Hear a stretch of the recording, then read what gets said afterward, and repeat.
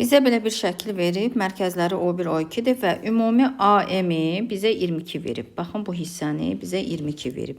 Və bu üçbucağın perimetri ilə A, O1K və M, O2K üçbucağın perimetri 56-dır. Yəni, bunların perimetrlərin cəmi 56-dır.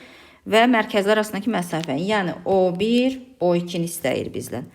Biz, baxın, bu hissə ilə bu hissə eynidir. Çünki böyük çevrənin radiusudur. Bura mən böyük R yazıram, burada böyük R yazıram. Bu hissə ilə də bu hissə eynidir. Çünki bu da kiçik çevrənin radiusudur. Burada kiçik R yazıram, bura kiçik R yazıram. Bura bir A yazıram, bunu da hipotenuzuna B yazıram. Yazıram ki, A üstəgəl B bizə verib burada 22. İndi iki üçbucağın perimetrini toplayıram. Bax, kiçik üçbucağın perimetri 2R üstəgəl A'dır. Üstəgəl böyük üçbucağın perimetri 2 böyük R üstəgəl B bərabərdir bizə 56 verib.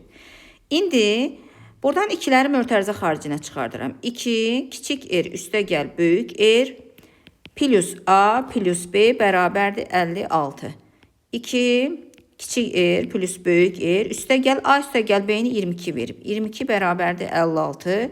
2 böyük R kiçik R bərabərdir 56-dan 22 çıxsam 34 və buradan yazsam böyük R plus kiçik R bərabərdir 34-ü 2-yə bölsəm 17.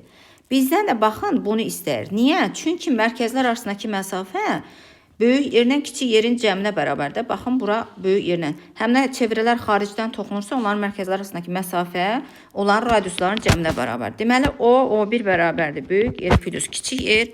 Onun da qiymətini tapdıq 17. Cavab 17.